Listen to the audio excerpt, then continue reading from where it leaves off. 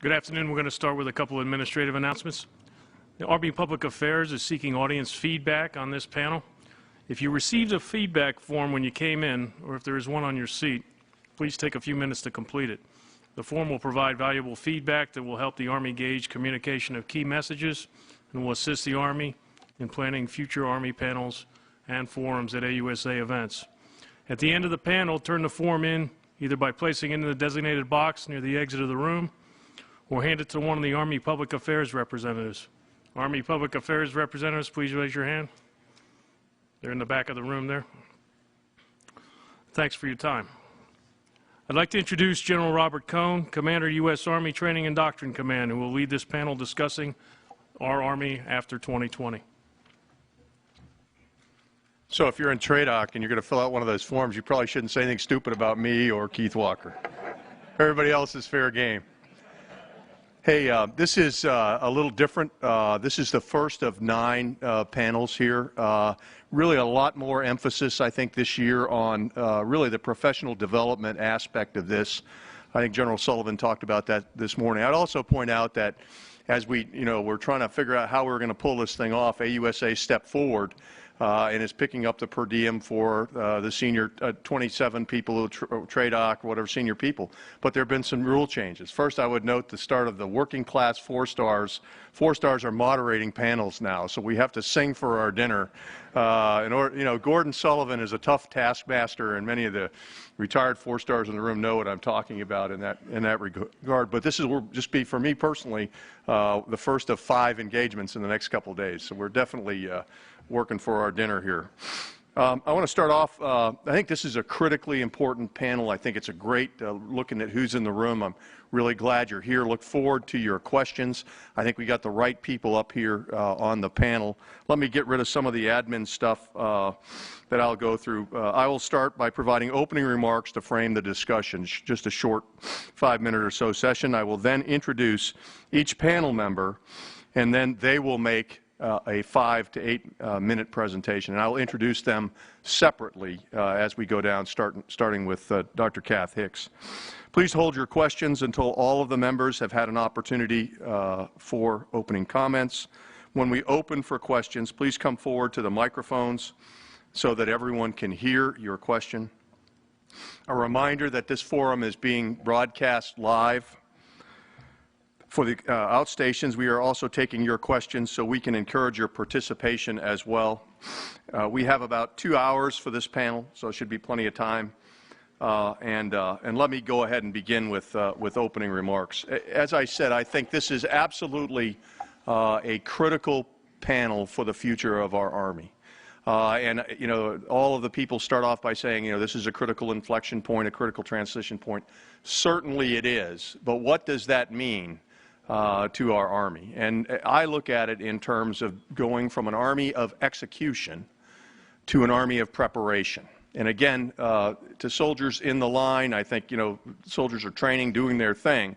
But I think from the institution perspective, in terms of where our focal point is, in terms of establishing transitions for the future.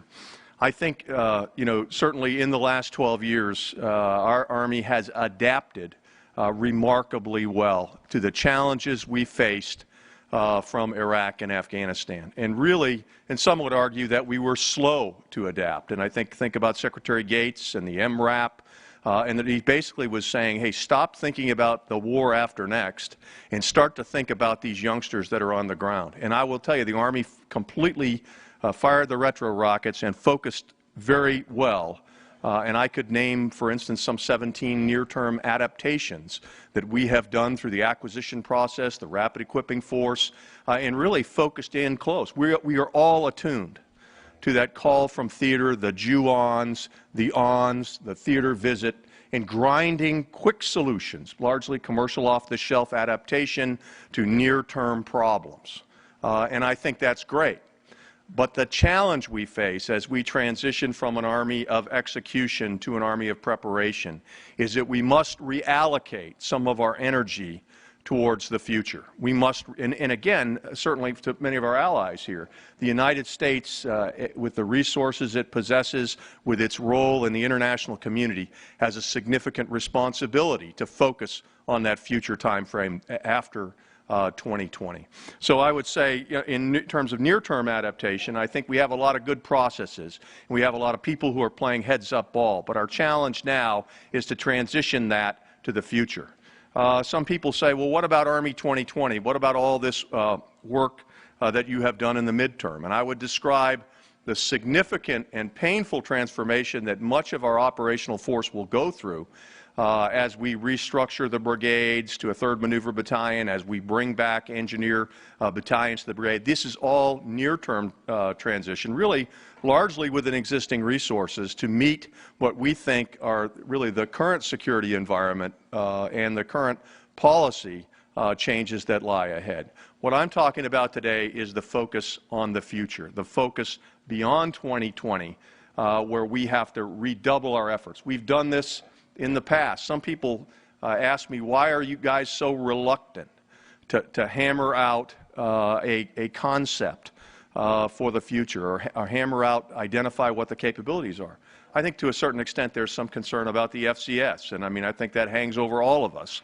We tried to go a little bit deeper than 5 years, and again, frankly, struggled in matching the technology with the capability and the requirement in terms of delivering. So we're a little bit gun-shy and, quite frankly, very comfortable in operating in the environment we're in. I go back and, certainly a fan of General Trefry and the processes that he laid out in his Army requirements model, and talking about that fundamental process. We've got to get back to an understanding of that, and many of the players who are completely consumed in near and midterm need to break appropriate resources away to focus on this challenge. We are probably one of a handful of nations in this world that can do this for the purpose of strategic land power.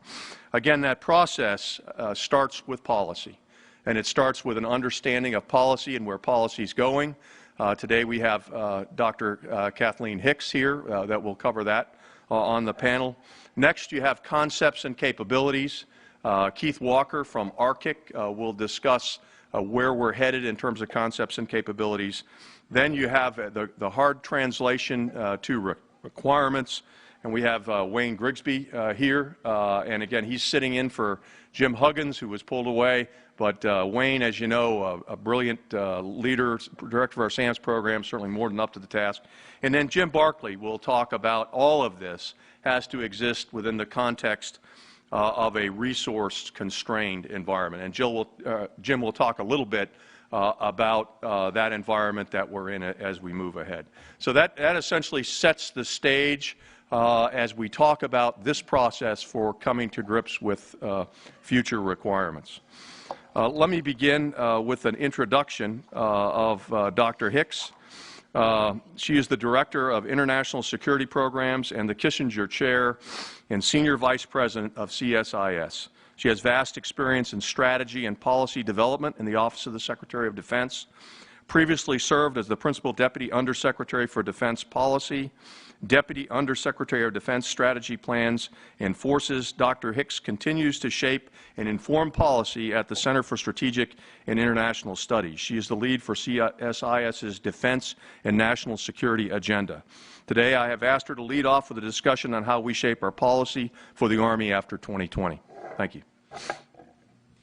Thank you very much, General Cohn, and I'm very humbled by the task sitting in a city where we can't predict what will happen 2 months down the road in our national policy and trying to project 15 to 20 years down the road. So I'm going to probably speak for the entire panel by saying many caveats should be applied to everything that we say here. We live in an incredibly fast-paced world, highly unpredictable world, and where the human dimension is engaged, as in the policy realm, it's incredibly difficult to predict anything. So let me try to touch on 3 items in my remarks. The first is the security environment overall. The second is what the implications of that might be for planning forces. And the third is a little bit more specificity on just the mission sets, the broad mission sets that might imply. So first, I think it's important to talk about the role of the United States in the international system. The United States will remain the preeminent military power beyond 2020, but as everyone I'm sure knows, we are doing so amid a growing multipolarity, particularly in the economic and I would say soft power or cultural spheres. I think what's most interesting in here that maybe isn't talked about a lot is what that means for the international institutions that the U.S.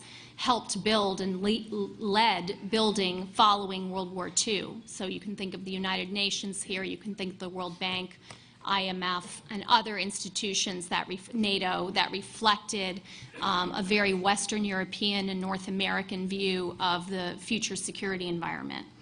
One of the big things to watch following up to 2020, but also following 2020, I think you'll see real stress on those, and the question is whether they will adapt. That stress will make them stronger because they adapt, or if they will fall apart due to that stress. I tend to be an optimist. I think they'll adapt, but that's really something we'll have to watch, and it will really affect how the U.S. thinks about the use of force in the era after 2020. Next, and I'm sure everyone has heard this a million times, Asia really will be incredibly important for economic reasons and other reasons that relate to security, certainly directly relating to security as the growth of Asian militaries continues and much of the rest of the world, not all of it, but much of the rest of the world goes into relative decline in terms of their investments in military. The goal for the United States policy-wise will be shaping the rise of China as a positive player on the international stage. China is rising. The goal of the United States will not be to keep China from rising. It is to make China's rise a stable one and one that occurs amid assurance for our allies in the region and around the world, and in a way that deters any activity that goes outside of the bounds of a world system that respects the sovereignty of all nations. I think generally you're going to see continuing globalization, and again, that's of the economy and all the soft power elements of culture. And globalization, you should be thinking about it having positive and negative potential consequences. Positively, of course, it creates interdependencies that from a security perspective may help to tamp down any desire to go into armed conflict, so that's a good thing. The bad thing is it creates brittleness. There's a lot of interdependency. The system, as we've already seen economically, can create single points of failure that can have catastrophic consequences across the system. So we have to ensure that we have a resilient future as we globalize it. I think you're going to see overall, generally, an increase in the level of wealth among individuals. You'll see improvements in poverty reduction. You'll see improvements in health and education. You'll see longevity, demographically longevity of life, disease reduction, growing middle class. But very importantly, and much talked about, is the growth of urbanization. So these are some of the upsides of urbanization. Some of the downsides of urbanization is the projections right now are that by 2040, 65% of the world's population will be in cities. And of that, maybe a third will be in slum-like conditions. So when you combine those conditions with a very high potential for lack of governance, you sow the seeds for potential collapses, insurgencies, and other effects that I think will increase as we get into the 2030s to 2040s. And so by 2040, just to give you a number, that 65% represents about 6 billion people, so 2 billion people in slum-like conditions around the world. You will see from here to 2020, I think we'll see the Arab awakening continue to shake out over really that entire period of time, in my estimation. You will see perhaps a significant, lengthy period of Sunni-Shia violence across the Middle East and North Africa, not, everywhere all at once, but I think you'll see it coming throughout that time period. And so the big question past 2020 is what that landscape appears after a good 10 years of continuing shakeout. You'll see continued atomization of power with information technologies and weapons proliferation, including weapons of mass destruction, creating the means for really small groups and even individuals to exploit poor governance for their own purposes. And you'll see existing alliances, I think they'll continue, as I said at the beginning, but you'll see increasingly a specific coalition building around particular problems that creates issues for how the Army has to work with other countries and with other actors. So let me turn to how we think about forces in that kind of environment. The first thing I would say is, of course, assume your enemy is smart. Asymmetry is not a new approach. It's not something we learned about in the 90s to apply today. Smart adversaries have always looked for asymmetric means, and that's going to be the norm. And that could mean everything from chemically or biologically weapons prepared and equipped forces to the use of short-range rockets mixed with growth of ballistic missiles, use of civilian shields, incredible communication capabilities down at the individual level, and very cheap robotics and unmanned capabilities that I think will proliferate very widely. And of course, it could mean something we haven't even thought of yet. I don't think there is a single definition of asymmetry or hybrid. I think it's always the enemy being smart. So for us, it means that we have to be smart. And I sure hope we are smart. It drives me crazy when we do war games, and we always have a very dumb blue. I'm convinced that we can be a smart blue, and that we can take advantage of the burgeoning worlds of nanotechnology, information technology, robotics, unmanned again, our medical capabilities and healthcare capabilities, sensors, complementing areas that we already know are important, like educated, capable, disciplined soldiers. I think also for force development, the key is that the next 10 years have to be used, if you will, in their full length. Concepts and experimentation will be incredibly important for this period of time. It will take time to figure out exactly what we ought to look like in the future. And so it's important to have a really flexible force that can take advantage of those technologies I've talked about, the advances in education and demographics where the United States will excel, to really have a force that's capable well into the future. Also, I think you're going to see, over the next 10 years, I think we'll see a real intolerance for heavy engagements, including for land forces. But I do think after 10 years from now, it's a very open question. It's the force that you're building now, as General Cohn said, we're only really one fit-up away from 2020. And intolerance to the use of force, as we know, has been very high before, such as before Pearl Harbor. And in fact, there are things that caused the United States to decide to engage. So we have to be ready for that future, again, probably about 10 years out. And that's why taking advantage of this time to really experiment and think about how land force matters and how it could be used in the future is incredibly important. So for the future of the Army, really quickly, for me, speed and simultaneity are really important watchwords. They're not the only watchwords, but I do think these are lessons we've known for a long time, whether you were the Marine Corps in the 90s with the 3-block war or you've just returned from a tour in Afghanistan.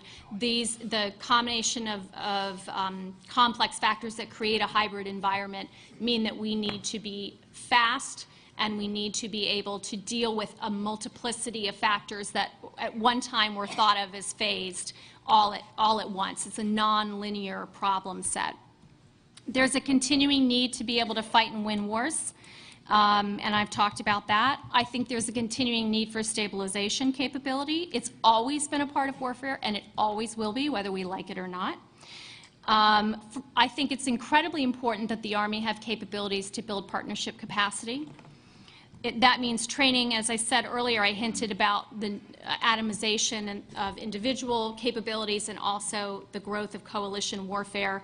And I think that means an ability to work alongside a wide variety of actors and move beyond a comfort zone of the known into a broad set of potential allies and partners who will combine with us in different ways at different times. That means we have to have knowledge of a wide range of regions, and regionally aligned brigades are a great first start in that direction, and leveraging the capabilities that the Army has in the FAOs, in the reserves, and prioritizing cultural and language skills across the entire force. And then in the homeland, I think the most important factor is chemical and biological weapons, countering those capabilities at the catastrophic level and being able to deal with consequence management. And then finally, enablers. The Army needs to be thinking very much in the future about how it plays into cyber, missile defense, ISR capabilities, and other enabling missions. So yes, the world is very uncertain. Yes, there are a lot of caveats, but there is a lot that's really consistent over the last 20 years in terms of how the future is playing out and how we're thinking about it. So we can use the next 10 years to prepare for that policy environment that's beyond 10 years. Thank you. Thanks, Dr. Hicks. That was great. Next, we talking about concepts and capabilities is Lieutenant General Keith Walker, the Director of the Army Capabilities Integration Center. He's a former commander of the Brigade Modernization Command. He was the commander of the Iraqi Assistance Group and deputy commander of the 1st Infantry Division. He has experience as an armor and cavalry from the company to brigade level. At ARCIC, he develops the concepts and capabilities, evaluates solutions, and integrates the .MLPF. It is a pleasure to introduce Lieutenant General Keith Walker to discuss how we are building concepts and capabilities for the Army of 2020. Well, thanks, sir. Good afternoon, everyone. As General Cohn said, I'm his deputy for futures, which is an interesting proposition. You know, another thing my boss said is he talked about that we are, in fact, an Army that's in transition. He talked about an Army transitioning from an Army at war to an Army preparing for war. It is useful to, as you look to the future, to clearly understand where you are and where you have been. So that is a useful framework. You know, we have been adapting now for a longer period than any time in our history, for 12 years. And organizationally, you know, our Army adapts. We evolve in the midterm, and then in the long term that we have to innovate. The good news is we've done this before, so it's instructive to look at similar periods. If you look, for example, at post-Vietnam, where you complete a period of adaptation, if you will, driven by the emergency of the Vietnam War, when that period was over, we have a similar experience. The Army at that time, post-Vietnam, decreased by 750,000 troops, and the checkbook pretty well dried up. But fortunately, the intellectual led the physical, and there were some great leaders who did a great deal of thinking. And what started as a concept that eventually became concept of airland battle and doctrine of airland battle took root, and it drove capability development. Now, we often tout the success of the Big Five, you know, the Apache, the UH-60, the Tank Bradley, Patriot. But there are other innovations that I would argue that were equally, if not more important. We had a revolution in doctrine. We had a revolution in training. The advent of combat training centers that drove the Army into becoming a much more professional force is a fallout of that particular period of innovation. I mean, more recently in the 90s, similar, you know, the Cold War's over, Desert Storm's over, the Army reduces by 500,000 soldiers. The checkbook drives up. Where do you invest in the future? Fortunately, again, the intellectual led the physical, and there was an investment in digitization, and the network that we have today for our force that we have fought with is a result of that investment. So the question for us is, therefore, where do we invest now?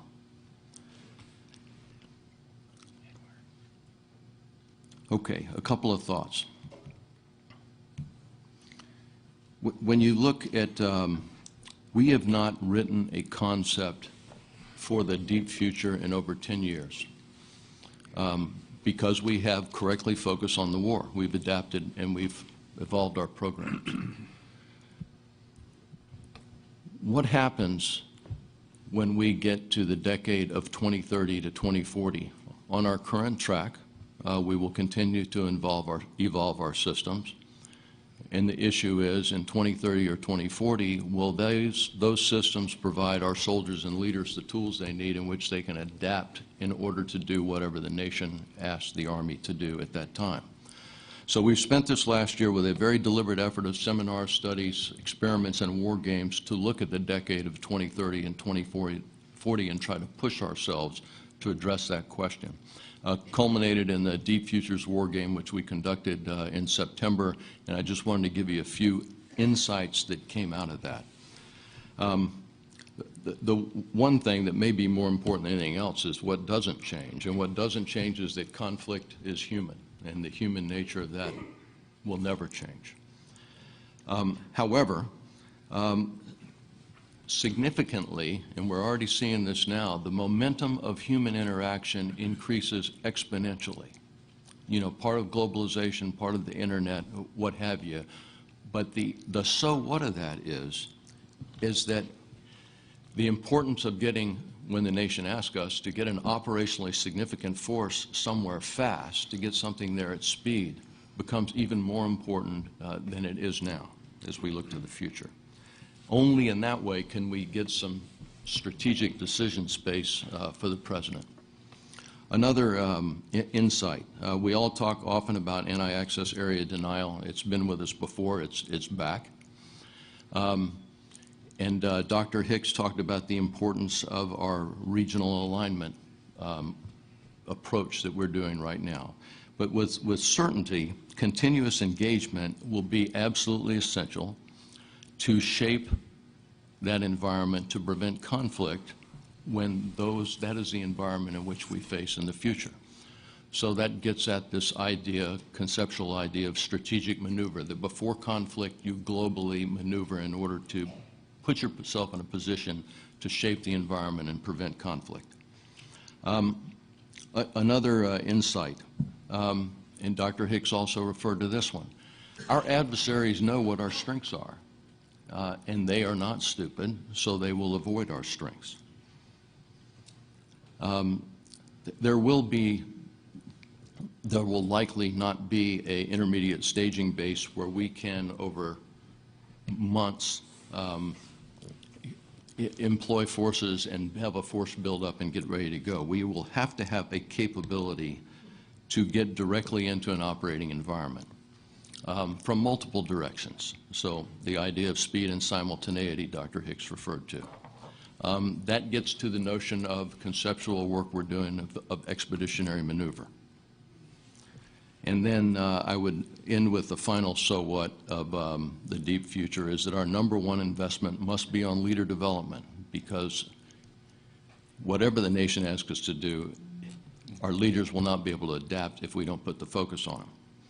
Okay, a couple of thoughts. Today's fifth grader will be the company commander in 2020, a battalion commander in 2030, and a brigade commander in 2040.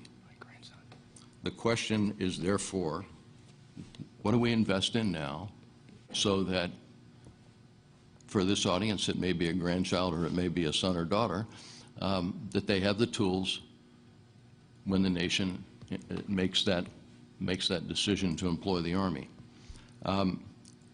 There are some implications for us with regard to science and technology, and I just want to give you a feel for the kind of stuff that we're thinking about.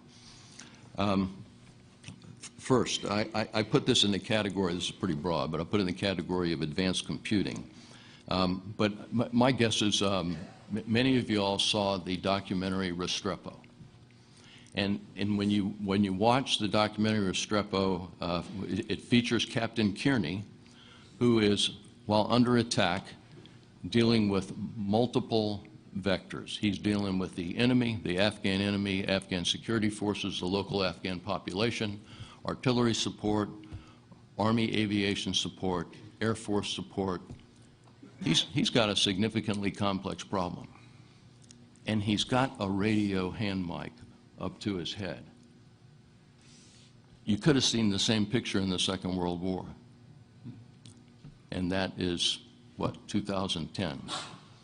So the point is, we have to do better at providing the Captain Kearney in 2030 with the tools that will help him make decisions. Our Air Force partners have done a remarkable job ensuring that pilots never get surprised. And indeed, the heads-up display when you look down gives you the information that that pilot needs to make a decision. Our squads get surprised 70% of the time, and we can do better in the future helping Captain Kearney make very, very complex decisions. Okay, one thing we're thinking about. A second thing, investment in human sciences. We have asked over the past decade our sergeants E5 to do things that I would argue 15 years ago we only would have asked Special Forces sergeants first class with 10 years of experience to do. But they did it. They did it very well. They did it because they had to. But as we look to the future, how could we help our soldiers and leaders learn faster? How could we help them mature faster? Malcolm Gladwell in Outliers talks about the 10,000 hours to mastery. And indeed, I'd argue that a master sergeant special operator's got 10,000 hours of experience, and he's a master. What can we do with science, human science, that can help our soldiers and leaders learn faster? We need to invest there. Material sciences is another area. If we keep going the way we are in 2030 or 2040, how heavy will our tank be, and how fast can we get it there? We do need some breakthroughs in this type of science, and we need to be much lighter, but we still need to have the same protection. It is possible. Einstein said in 1932 that you couldn't split the atom. We did. Lots of folks told President Kennedy we couldn't get to the moon. We did. There are opportunities that we need to very, very seriously pursue in science and technology. So I would argue, and I'll close on a two-pronged approach, as we continue to evolve the Army. We do have to look at our science and technology in terms of rebalancing, because in the midterm, this evolving, there are areas of overmatch that we are in danger of losing. Dr. Hicks talked about the counter-WMD gap that we have. That's one area of overmatch, and there are others. And then I would argue we also need to focus on investing in innovation so that we can get a game-changer breakthrough that would help fundamentally change the nature of our force so we can do what the nation asks us to do in 2030, 2040. And Captain Kearney in 2030 or Captain Kearney in 2040 will have the tools he needs. Thanks. Thanks, Keith, for laying that out. It was great. Next, I'd like to introduce Brigadier General Wayne Grigsby. He's the Director of Training in the Office of Deputy Chief of Staff G357. He's the former Deputy Commander of the 1st Armored Division. He has experience in infantry commands, including battalion command in Kosovo, in Iraq, and brigade command in Iraq as well. He was previously the Director of SAMS and the Director of the Mission Command Center of Excellence. He has a vast amount of experience in joint and multinational staff positions and is truly one of our rising stars. It is a pleasure to introduce Brigadier General Wayne Grigsby to discuss how Army requirements will meet our concepts for the Army after 2020. Thank you very much, sir, and it's an honor to be here. And General Cohn said they really laughed when I was assigned to go to SAMS, and they really had a laugh when I became the director. So I'm not that capable, but I'll do my best to explain from my training and leader development lens where I sit right now, and in being a previous trainer down the DCGO and 1st Armored Division.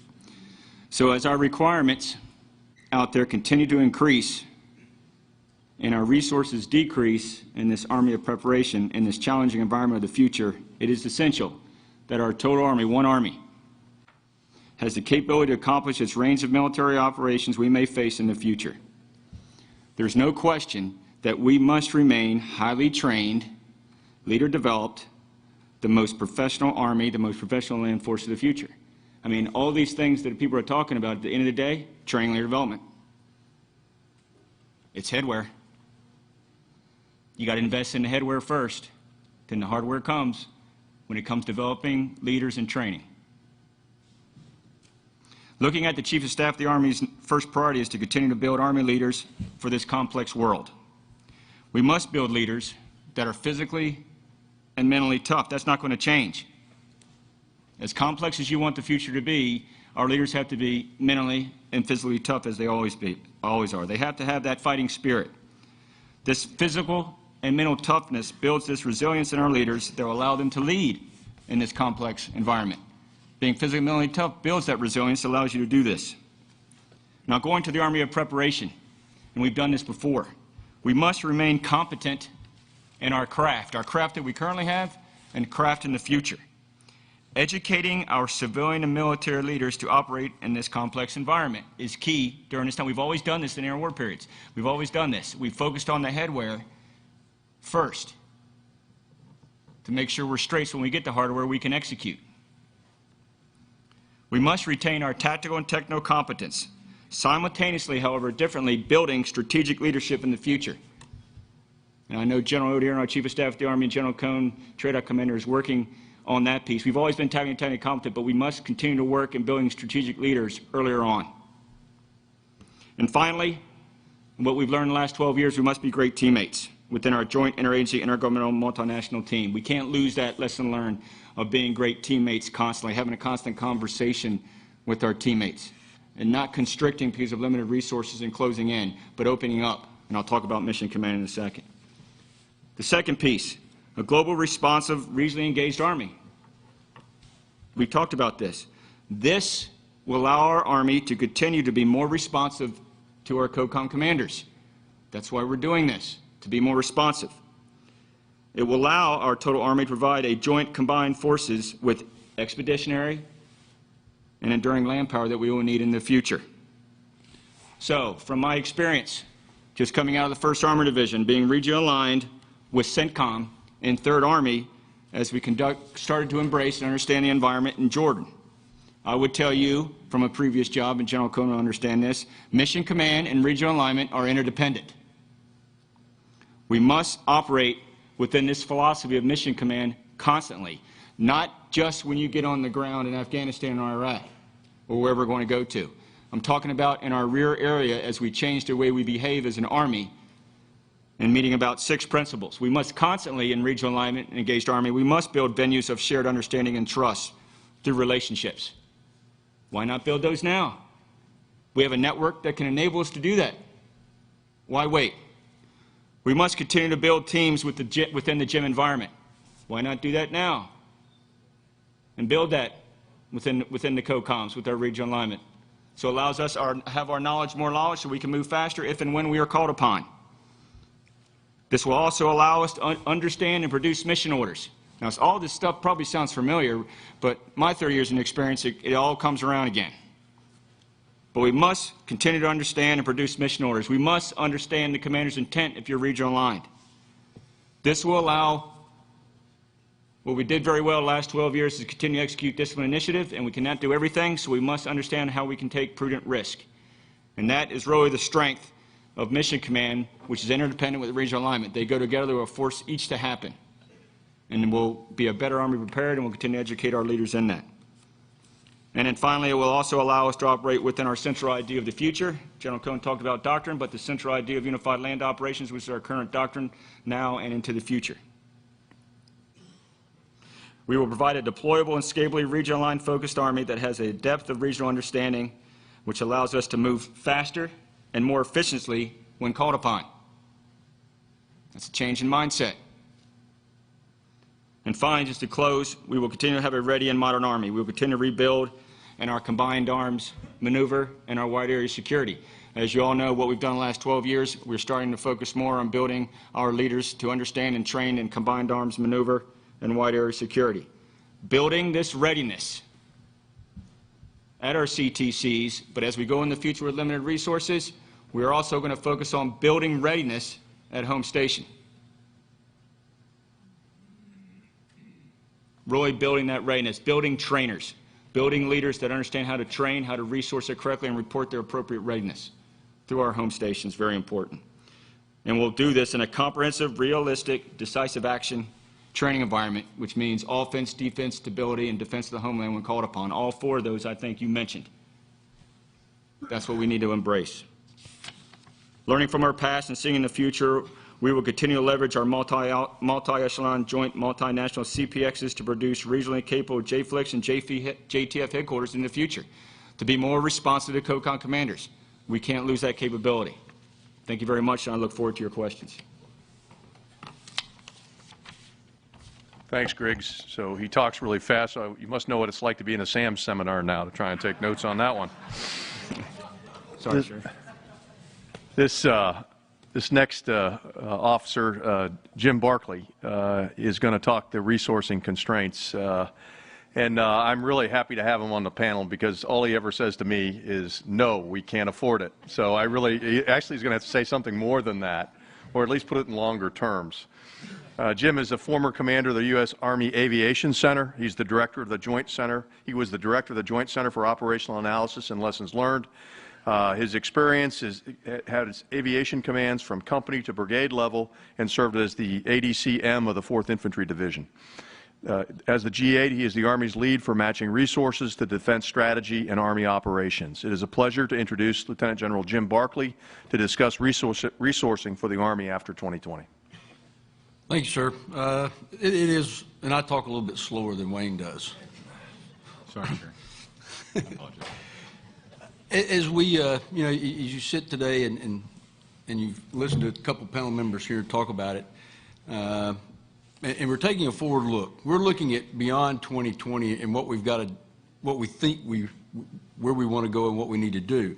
But we've got to be mindful of the environment we're in today, because everything that we do as we set the stage over these next 5 or 6 years will either allow us to get and reach some of these goals, or we will fail miserably.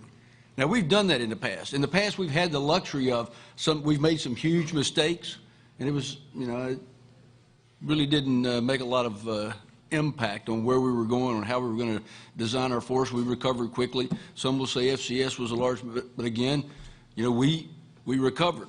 But we were in an environment that we had the funds and the resources to do that. We are not going to be in that kind of environment in the future. So to get beyond 2020 and where we think we need our Army to go, we've got to understand probably better than we did in the past of really what do we want the Army to look like and what do we want it to be capable of. And that gets back to what Dr. Hicks said, is we're laying out those policies and strategies we're getting to where Wayne is trying to train them. Keith Walker's trying to build the requirements, and then it comes in, and I'm the guy that's trying to build a program. Although I'm just dealing in the next 5 years, we are spending more time because of the environment we're in, of seeing what the next 5 years, the impact that's going to have down the road. And some of these have been mentioned, but I think so you understand from my perspective how we look at this. Again, we're talking about being versatile and tailorable. But when you do that, it also has to be affordable and cost-effective. And sometimes versatile and tailorable, cost-effective are not spoken in the same sentence, but that's where we have to look at. We're also going to talk about incremental improvements. Now, because what I'm going to do, I'm going to talk to you about now as we move forward and how we've got to bridge some of these gaps to get to that point beyond 2020. And on the incremental improvements, we're going to have to rely a lot close in on a lot of the mature technologies that we need. So Keith, as he stresses in the S&T arena, where we get to those 6.1s versus the 6.2 and 6.3 and really start looking hard at those things we need to invest money in that will pay dividends out beyond 2020, in the mid-20s, probably more into the 30s when you start fielding some of this stuff. So that's another way to get at this. We're also going to have to, the next few years, we're going to have to look at smaller procurements. Again, that's part of the cost-effective modernization and refreshing technology and stuff because of the limits we have, the fiscal limits we have. That will then allow us to invest some dollars where we're going to go, hopefully, in the future, and that'll help us achieve that.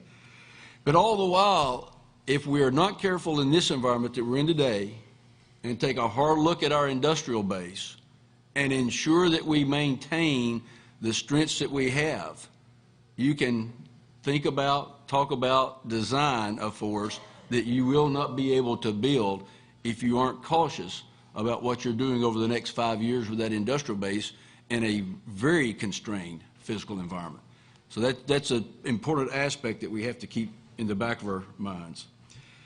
And then we've also got to get after reducing some developmental cost. Again, we know that usually your high developmental costs come from your immature technologies. It's also tied to the complex integration aspect of those technologies and getting them into the equipment. And we've got to work hard at reducing those costs so we can afford the equipment we have and we can get it to the soldier in the field. And in a manner of time to where it's not 8 to 12 years to take an idea, build it, and start fielding it, which kind of is the track record that we've had in the past on doing these things. We also, the chief and the secretary have been pretty clear in how as we start looking to the future on what we're going to focus on. And that's the soldier and the squad. Everything builds off the soldier and the squad, whether it's the network they're working in, the vehicles they're riding in, the aircraft they're flying. It's all about the network and the squad, because you build on that, and then you'll develop your battalions and BCTs that are going to go into the warfight for you. And the critical part about the time horizons are, we're setting today in the and when I say today, I'm really talking about the 2015 to 2019, 2020. You're setting the stage then for what's going to happen from the mid-20s into the mid-30s. Your programs, what you're going to be able to afford, what you're going to build, nested around the policies and strategy that's driving you to get you to the force that you're trying to achieve. So it's very important that we make those links.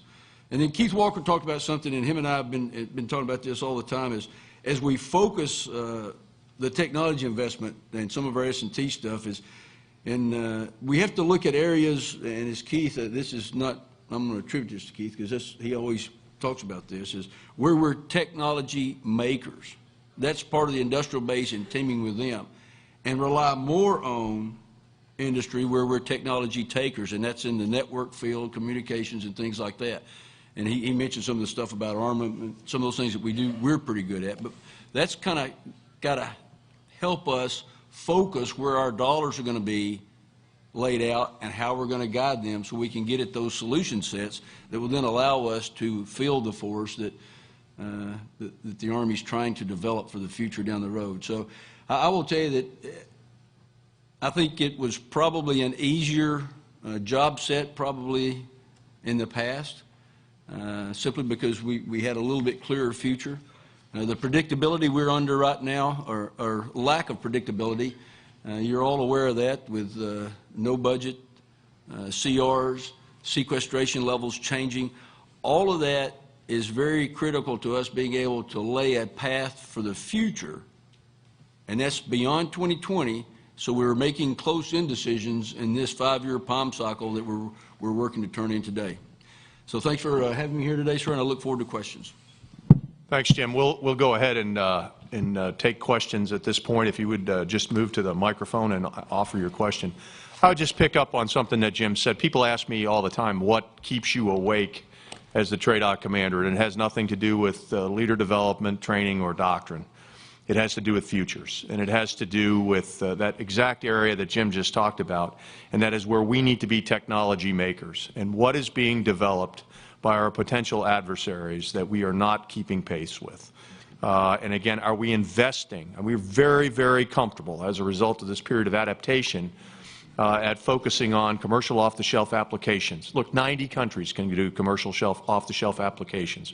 What I'm worried about is what a potential adversary could come up with in any of a number of areas that we're monitoring. And the question is, do we have the appropriate investment? Do we have the focus in the right areas to continue our own development so that we have initiative in this area as opposed to trying to adapt? And the cost of adaptation, if someone develops a truly innovative weapon, will be significant in terms of lives.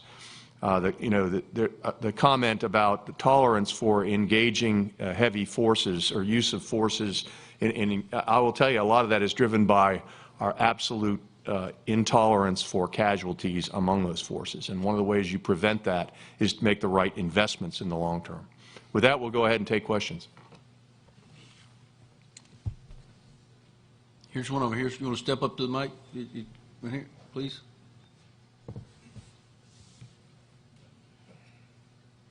And Dr. Hicks said she's going to answer all the hard questions. Major General Walter Spindler, Commander of the German Army Training Command. Excellent.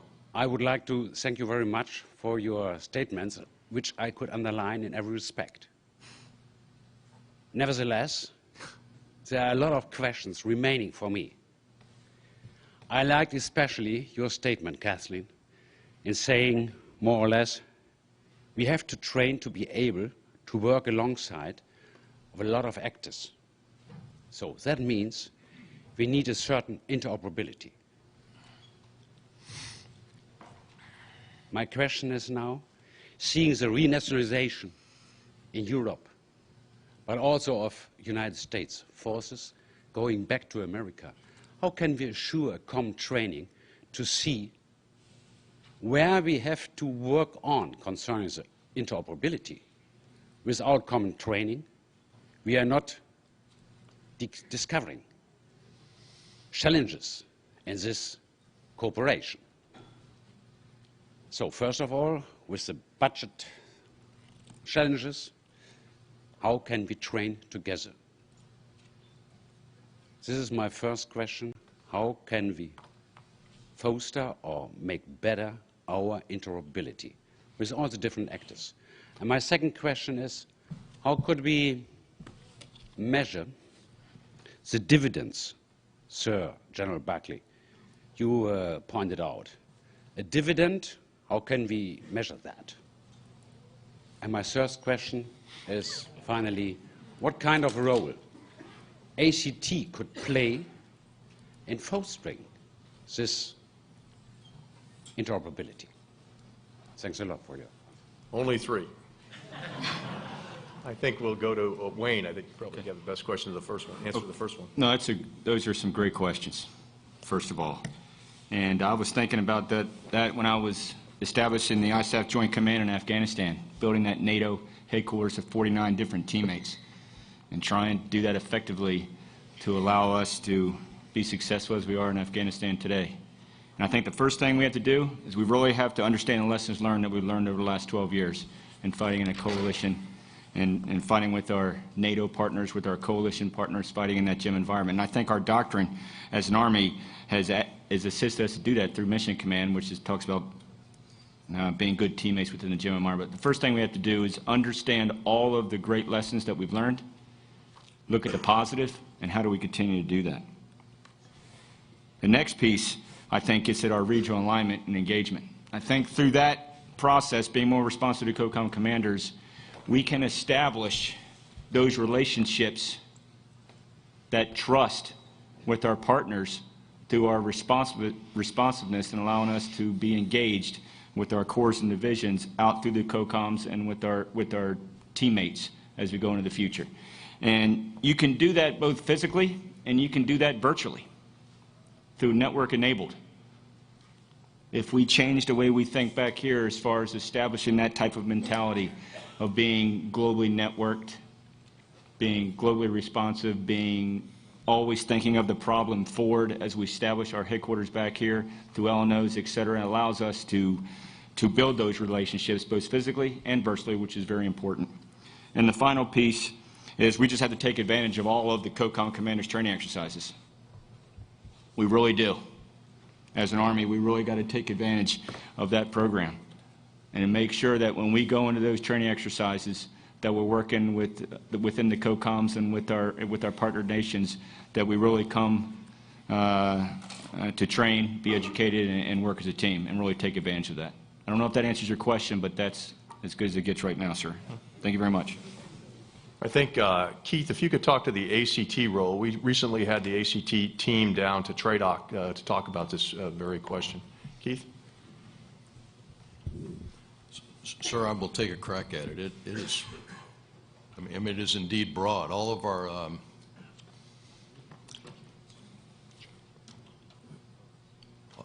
our work that we have done on our concepts, all of our work which is driven by the future operating environment and strategic guidance, indicates we're not going to do this alone.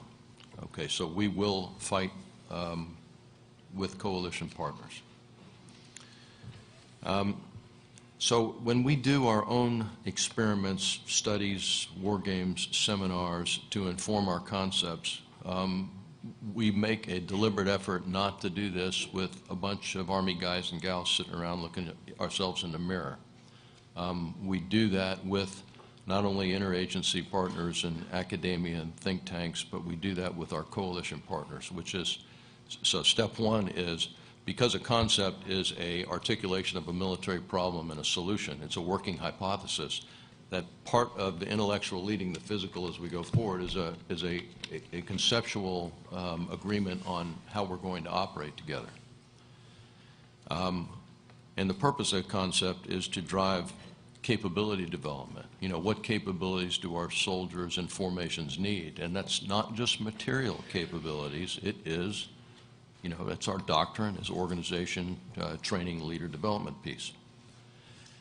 The leader development itself, we have often lamented that 12 years of war has gotten our leader development pyramid, or the three legs of the leader development stool, out of balance. In other words, experience, education, and training.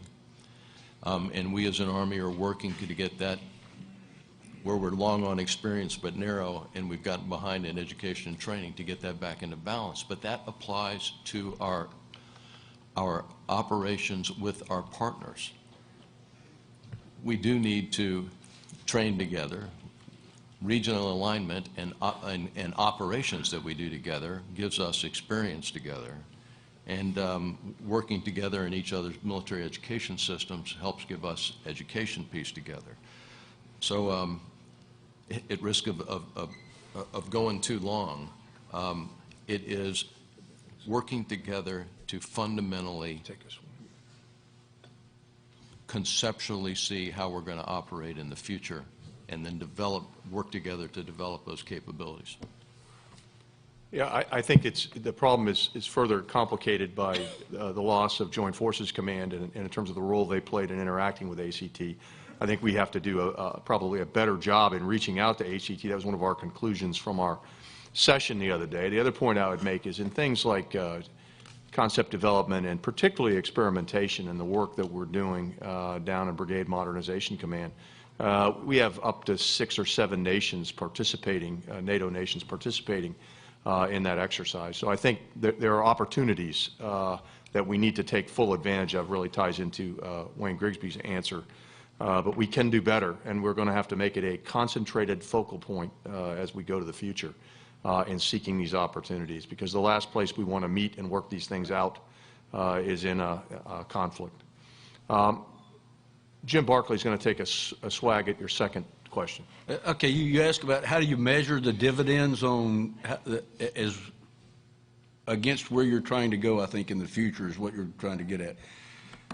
And you can do that from a purely cost model and lay out the dollars and say, here's what we have to spend, and are we going to get these requirements by this date and time? And sometimes I'm sure Keith and them accuse me of being that type of person, because I do try to balance spreadsheets and have folks that run that.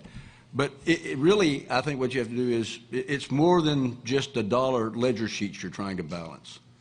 Is that what you're trying to get? So you've got to weigh the cost, though, against the challenges and the desired outcomes, because at times you're going to have to spend more dollars, I think, and you may not think you're getting the best deal, but at least you're getting the capability that you need. So I think in an environment we're in today, you can sometimes too quickly just let dollars drive you without really making the hard decisions about what you need to build a capable force. Okay, thank you. Next question.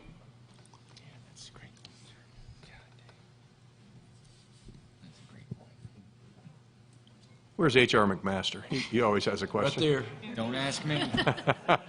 Don't ask. That's because I kept looking at him and giving him dirty looks. Okay, like, I'm going to ask a question for Dr. Hicks. Good to see you. You know, one of the comments you made is that it's unlikely that land forces will be committed in the next 10 years. As you probably predicted that I was going to ask this question anyway. But I think that you also mentioned there's a great deal of continuity in terms of what we've learned that are high payoff military capabilities in particular since the 1990s. But what I'd like to say is is do you think it's also possible that quite the opposite might be the case, that in fact what we invested so much in the 1990s and beyond has given us redundant capabilities, really preserved our asymmetrical advantages, but not done enough to address the enemy's ability to evade those advantages through traditional countermeasures, dispersion, concealment, intermingling with civilian populations. And isn't it quite likely, do you think, that we'll be forced, as we have been in the past, you mentioned Pearl Harbor, Yes. but I think May of 1950, looking at Omar Bradley's testimony before Congress saying, hey, I see no really possibility for the Army to be employed in a conventional combat role, and then, of course, the invasion of South Korea comes a month later. So the question I was going to, do you think you were being too confident like we were in the 1990s when we said no peer competitor till 2020, right? Great time to really economize on Army training and the Army's training budget, on Army combat developments. From some of our perspectives, it looks like we're repeating the mistakes of the 1990s and saying that, you know, almost as if the two wars we've been involved in over the last 12 years didn't happen. Thank you. As gifted as you are in your current profession, I think you may have missed your calling. That was possibly the best cross-examination leading to a yes or no answer that I have ever heard. Yes.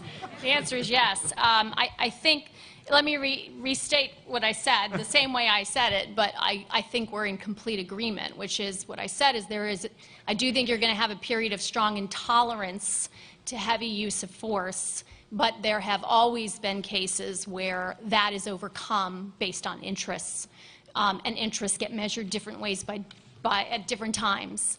So I absolutely agree that it would be foolhardy to think that the United States will not be engaged on land or in any other capacity in the next 10 years militarily. Simply that there may be some space, you know, if you can sort of turn the frown upside down, you can tell I have children, you can use some space here if it's created. You can leverage that to get ahead of the problem set. That doesn't mean forget everything you just learned. As I mentioned, as an example, stabilization is an incredibly important part of warfare, always has been. As I mentioned, urbanization can create new challenges in terms of insurgency, new challenges in terms of ungoverned spaces. And I can go on back through the CBW, rockets, hybrid warfare, it's all there. So I think there's every possibility that we are at a political level, if you will, the political class and the American public very much wishes, and I'm sure everyone in this audience very much wishes, that we will not have to be engaged the way we have for the last 10 years. And I think the environment is shifting such that the types of warfare that are most likely will not look exactly like they looked for the last 10 years. But there is a strain of consistency, and we should learn that lesson, and we do need to be prepared. And that's all well and good until you meet the resource problem. Because the United States is moving from a place where I've been comfortable thinking about investing militarily like in a portfolio, if you will, in an investment sense, to potentially moving to a place where we're just going to gamble. We're just going to have to make bets about where the world is going and where it isn't going. And we know how tricky that is because of the uncertainty of the environment and the speed with which it's going to be able to turn, and our ability to adapt will have to be very good. And that's, I think, the real concern. All things being equal, meaning money's there, the smartest thing is to have a flexible force across the broadest plausible range of contingencies and to be redundant, et cetera, et cetera. The problem is that it's very expensive, and the tolerance for paying for that right now is not great. Again, a good news out of that, if you will, is that there seems to be an interest in investing things that help us more than 10 years down the road. Hopefully infrastructure, hopefully education, hopefully innovation, healthcare, things that go back to that basic advantage that the United States has in its population to build, you know, the soldiers of the future. And so that's what we have to weigh in the next 10 years, is walking this, you know, how do you get to 20 years down the road and still have a capable military in the interim when resources are declining?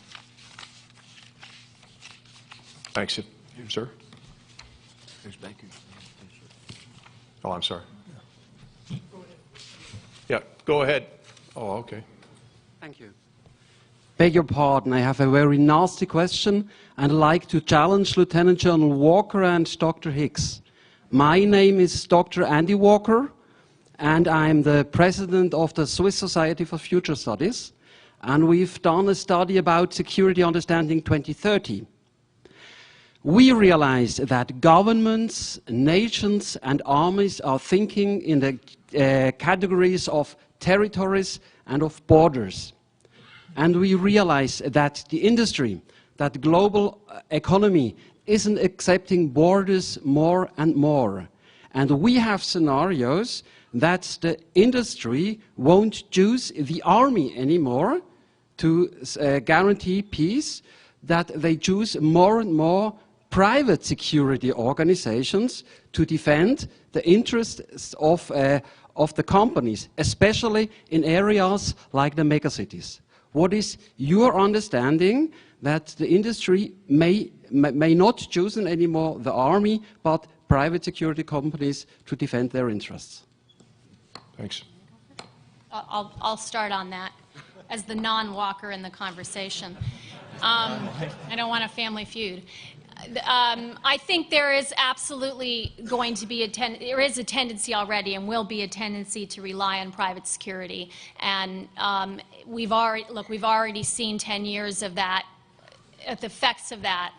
I don't think it nullifies the role of a military in a nation state, but the collapse of nation states themselves, or at least of major cities within nation states, and the involvement of private parties to protect their interests, including their use of private security, certainly, again, complicates this landscape of exactly how the United States military would become involved in a conflict in whether it's an urban area or otherwise where private security is there. This is an area where the policy is obviously lagging far behind the actual presence of private security in the realm. So I think policy is just going to have to catch up. Hopefully it gets in front of it. I sort of doubt it. I think we'll learn those lessons probably not through the U.S. military first, but through other nation states where they're having this problem inside their own borders and start to see its effects. I don't think it's one or the other. I think it's yet another actor on the security scene that makes it a very complex battle space. Just a couple thoughts to add on what Dr. Hicks says. I certainly don't deny that that option exists and would be, there's probably many situations, many scenarios where there might be appropriate. But there's also a lot of scenarios that are very, very dangerous, and one would hope that a decision to commit the Army, which is a pretty significant statement of national will, would be one that would require more than industry. I mean, there are 28 nations in the world who have weapons-grade plutonium. Not necessarily all controlled. There are possibilities when you look in the deep future, or the decade of 2030 or 2040 or even earlier, of states whose governments could implode, of proliferation of proxies, of when you talk about a decade where 60% of the world's population would live in megacities and coastal areas, the extent of humanitarian disasters is something that would far exceed a private solution. So a point is, acknowledge there are opportunities for private solution, and anything where you don't have to employ the military I think would be great. But nevertheless, I think our nation depends on the Army to address other situations that also might likely occur. General Saint, sir. I appreciate the opportunity. I'm an old goat.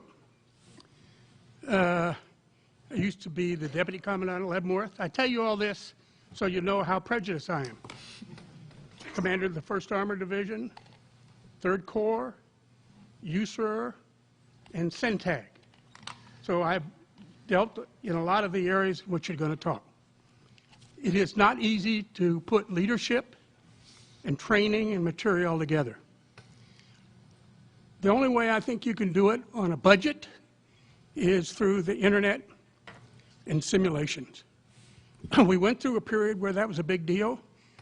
Then because of the war, it sort of fell off a little bit. But I would say if you believe that the staff is an element of combat power, if the commander is an element of combat power, and you haven't got the money to go out and roam the hills of Texas, then you're going to have to do something else. And the way to train those people's minds is to make them think that they're in that environment.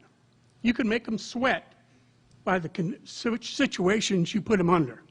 So I just say as something where to put your money, something that drives commanders and staffs, because you can change the situation. You can make them do unheard of things, and they will then be experienced, which we say is a predictor of the future. And I look around, I see a lot of my colleagues here, and they can either stand up and agree or disagree, which they always used to do anyway.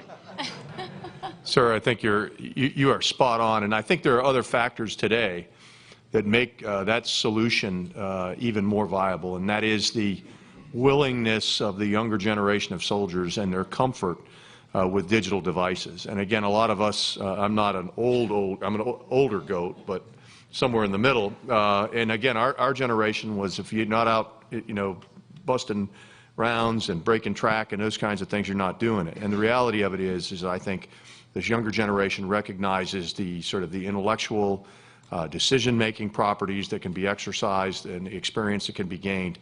And now it's up to us to deliver the kinds of solutions to them. And one of our arguments is that, certainly if you're live, virtual, constructive, if live budget is going down, then your virtual and constructive has got to be going up, or you're going to have a problem. And we're working through that right now with our TSS accounts to try and make sure that we're providing at least the intellectual, experiential opportunities for our units in the absence of funds to conduct live maneuver. Griggs, you want to add anything to that?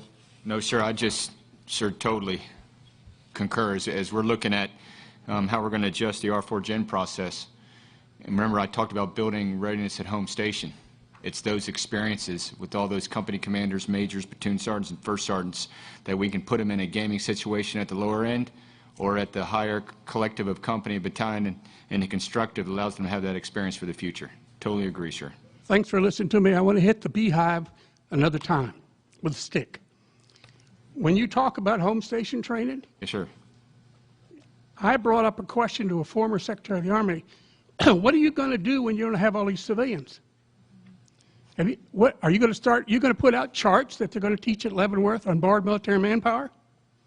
If you don't, you're screwed, because that's going to be reality in how you deal where the soldiers are not present. If you want to do a study, Sir, look at how long you have to train and how many people go to training on a normal basis. I have a long memory of being a platoon leader. First sergeant gets finished, and I look around, there's about 4 guys out of a platoon left. So it's already reality, sir. I mean, borrowed military manpower, I mean, we're already, I don't want to be presumptuous now. we're already using that, and they don't call it BMM anymore. I can't even remember. It's some name to disguise the fact that it is borrowed military manpower. But again, as we get into these fiscal constraints and you start terminating contracts where contracts are doing it, you have no choice but to bring soldiers in. That does have an impact on how then you train the force. And as General Cohn and Wayne has said, we also have not prepared ourselves. We know where we need to go with the simulations. We know we need to, we talked about the installation, as a docking station. I mean, we had a lot of people working in multiple lanes, and now we're trying to weave it all together. Sure. That's because it's very important, because in the past we didn't do that. We didn't modernize our installations. They don't have the pipes to run down to battalion. So there's a lot of this which cost you dollars. But as General Cohn said, if you don't start investing in those things now, sure, you just push the problem set further out. You're not going to fix it. We have a question back here. Yep. Sir, Matt Meyer, Defense Acquisition University, Senior Service College. My question is kind of a follow-on to your last discussion where you were talking about the younger generation being more comfortable with the digital domain and the virtual simulations of today. And I guess my question is related to this. Dr. Hicks mentioned earlier a number of advanced technologies that will be utilized by soldiers beyond 2020, robotics, cyber, other asymmetric types of threats. And currently, a lot of those capabilities are controlled at, say, the brigade or battalion levels. Do you see more emphasis being placed in the future on those capabilities being pushed down to, as General Barclay said, the soldier level or the squad level, and the soldier having access to all that type of technology? I think General Walker is probably the most qualified to answer that. Well, sir, I think we all got a piece of it, but a couple thoughts is, so the answer is yes. Getting those capabilities down to the individual soldier, it is in the future. Let me address them specifically. First, you mentioned cyber. Now, the individual soldier executing cyber, that may be a bit too far, but we do believe that there will be in the future operating environment the need to conduct tactical operations, tactical cyber operations, maneuver through cyber, if you will. There are plenty of challenges with regard to policy that we have to overcome as we look to the future. But I believe the reality of that is we've got to be able to have local effects with cyber, so that would come. With regard to the individual soldier in robotics, our individual soldiers employ robots now and have employed them in Afghanistan. So the small unmanned ground vehicle is one of Jim's favorite programs that we've successfully used in Afghanistan. The robotic wingman concept, I believe, is something we'll see in the future, and actually it's already in the present with regard to unmanned air systems. I mean, based on actual experience in Afghanistan at manned-unmanned teaming with aviation, with our Kiowas and Shadows, we will see changes in our organizational structure in the future. That same concept as it applies to ground, I think we will also see in the future. The most specific example with regard to the individual soldier that the Maneuver Center, since H.R. McMaster's here, has worked at Brigade Modernization Command is, just how much do you connect the individual soldier to the network? And many of y'all are very much aware that we've done lots of evaluation experimentations of Android devices with individual soldiers. So, those soldiers have situational awareness on the battlefield, position locating, et cetera. And based on recent experience, I mean, what soldiers are telling us is for a specific operation, don't give me a cell phone. I'm kind of busy right now, worried about who's shooting at me and I'm shooting at him. However, that there are situations when that type information is extremely valuable to an individual soldier. For example, if you're running a checkpoint operation and you can use those type devices for biometric identification, that's extremely useful. So it depends. But I think the important thing is that we try it out. We evaluate the heck out of it. We have this opportunity we have with Brigade Modernization Command at Fort Bliss, where we pull together all of the acquisition team, the testers, the operators, and the actual soldiers, and to try new capabilities. Helps us make good decisions about stopping dumb ideas or accelerating good ideas that have potential. As you all know, soldiers are not bashful, and if they need it, they'll let you know. If they don't need it, they'll let you know that too. Other comments on this one? I think certainly, the trend is to push it down to the individual. The challenge we have is ensuring it has the same user friendliness that we see in things like iPods or in commercial variants. We have a real human engineering problem in terms of cognitive overload and not recognizing sort of the primacy of if you're being shot at, you're going to return fire first. We always had the problem. Remember the monocle thing that we had on the Land Warrior, where we were going to, and every soldier that put that on in testing said, I'm never going to give up 50% of my eyesight for situational awareness. There's a different form of situational awareness around me. And again, that became obvious to us when we put it in the hands of soldiers in Brigade Modernization Command out in the desert. And again, for years we tried to push that. We've got some things to learn on this business of user friendliness and really cognitive capability and how we apply those things, as people must survive and have their primary tasks, and then use these to better enable them in the things that they do. I think we have another question. Or Gentlemen, ma'am. Major Sean Munyon, citizen soldier, Georgia Army National Guard. I'll ask this question. I won't be bashful, sir.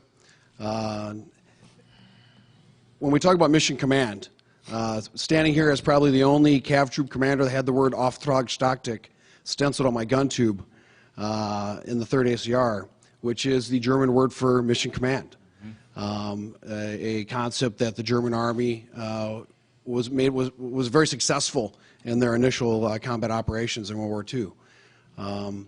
But how do we institutionalize that? Even at a point, Rommel at one point on the battlefield was relieved for 24 hours, but they couldn't really get the word to him because he had gone so far out and seized the initiative. But how do we seize that mission command? Do we really know as a force what mission command is? 13 years of war and we're pulling back, that when we say underwriting risk, it is someone operating within my intent as the troop commander, platoon commander, brigade commander, but when they fail, I take the blame and I don't throw them under the bus.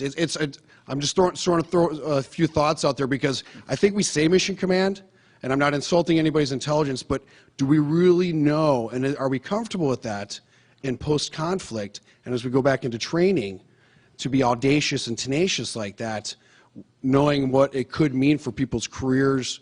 Or it's not a careerism piece, but it's a difficult concept.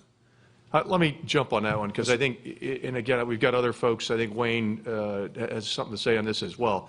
But you're exactly right, and I'll just tell you, all you have to do is go to some of these websites where the leadership of the Army is talking mission command, and as we move back into a garrison environment, they're saying it's like a code for micromanagement, right, in terms of how it's being employed.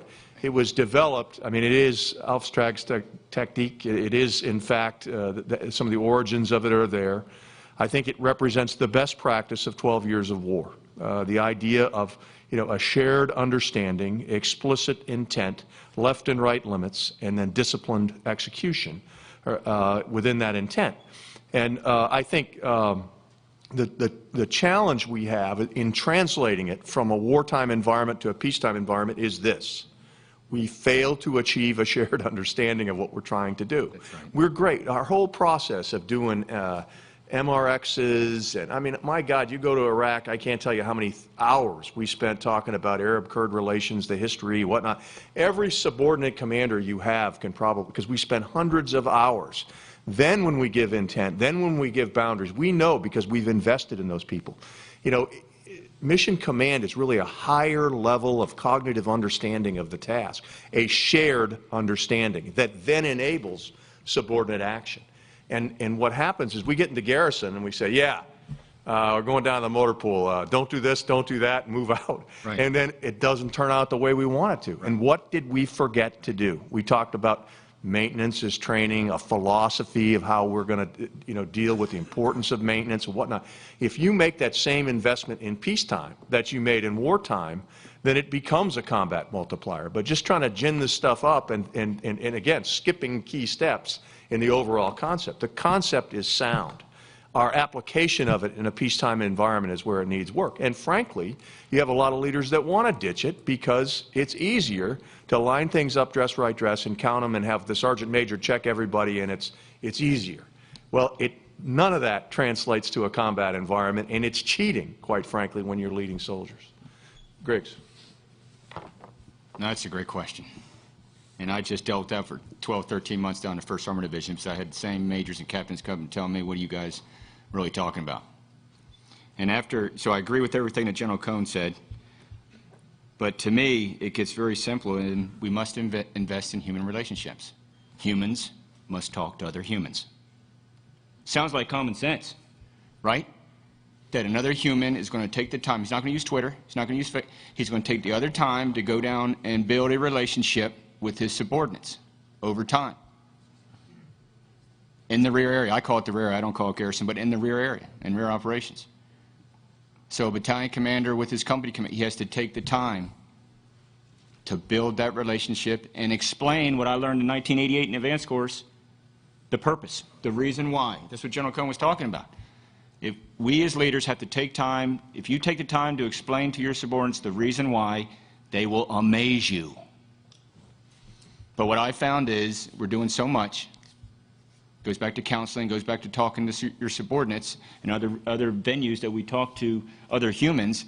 It's really just humans talking to humans at PT, humans talking to humans at first formation. Explain the reason why that you're making a company commander write a training schedule 6 weeks out. Just don't tell you, because to that guy that's never done that, he's like, well, why are you telling me to do that? Just like General Cohn said, you're controlling me. But if you explain to him the reason why in the broader piece, and he understands the unique purpose, but then again, that takes time for humans to talk to humans. Last time I checked, the Army's made up of humans, so we should talk to each other, I'm thinking.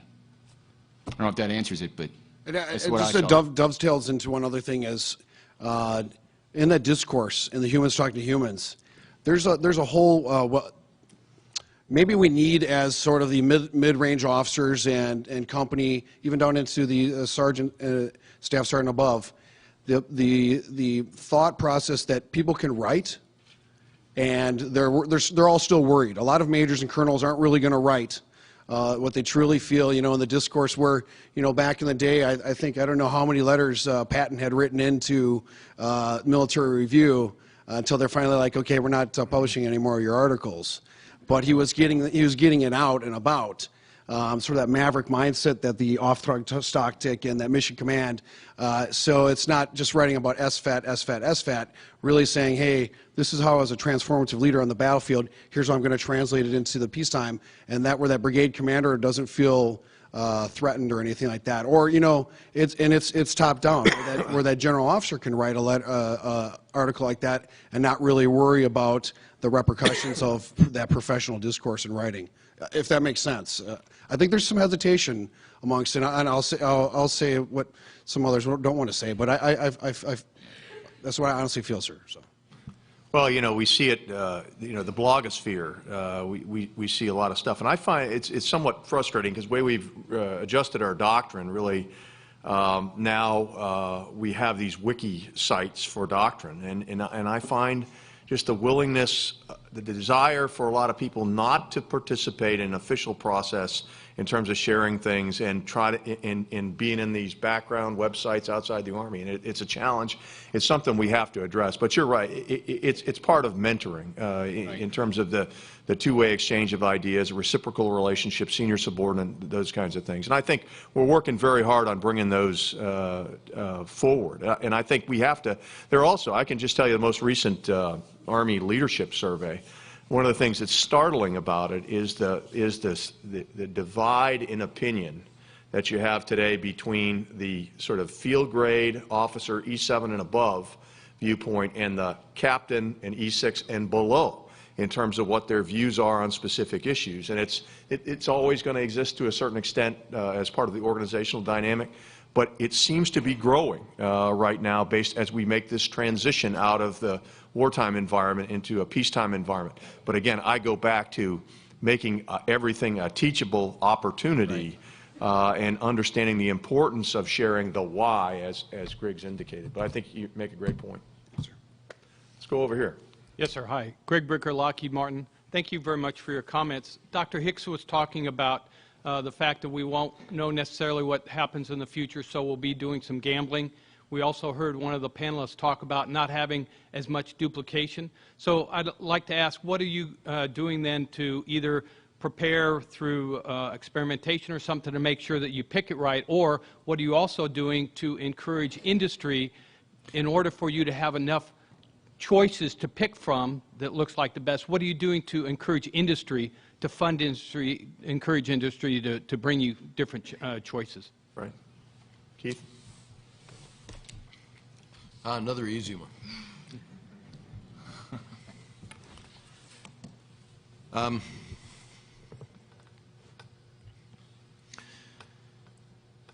I think the effort that we currently have to try to encourage industry to work with us, and honestly, I've never found anybody in industry that did not want to work with us. So one is overcoming system, overcoming culture. From my end of the trail, which is the user, the requirements. The sooner you bring industry on board when you're thinking about new ideas, the better off you are. It is, but it's not just the industry person. You've got the capability developer, the training developer, the material developer, the acquisition folks, and the engineers that develop ideas. So point one is earlier collaboration with industry. The earlier we do that, the better. That would be the first point. The second point is we'll get pluses and minuses from industry on is our efforts at the network integration evaluation out of Fort Bliss. Because one is it gives industry who has an idea for a capability solution a forum to actually get this capability in the hands of soldiers in an operational environment. That can't happen anywhere else. Now, the biggest criticism, on the other hand, from industry is, hey, when are you going to buy something? Now, that's Jim's fault, so I just put that to him. But there's actually there's a couple answers to that question too. One is flippantly, well, I'm going to buy something as soon as it works, because remember, the part of the NIE is to evaluate stuff, to be able to test, fix, test. Part of our test system, unfortunately, in many ways, is pass-fail.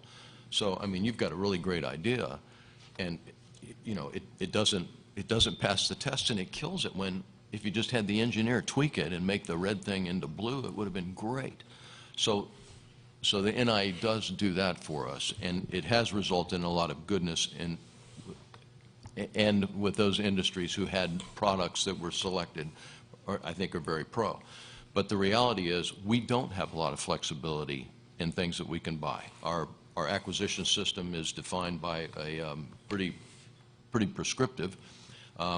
The days of rapid acquisition are rapidly coming to a close as the war comes down. Therefore, here's my thought for the future. We believe that the future of rapid acquisition has results in the collaboration of Brigade Modernization Command, Rapid Equipment Fielding, Asymmetric Warfare Group, organizations that were designed to overcome the system because the system couldn't get soldiers' capabilities fast enough. And the laboratory, which has been Iraq and Afghanistan, can now translate to, the New Mexico, West Texas desert. What we have to work on that is the resources that would come with that in the post-OCO world, so then we can buy more stuff. So those are three thoughts among many, and I'll stop there for redirect and that was just a bad sense of humor with what was Jim's fault. Dr. Hicks, do you have anything?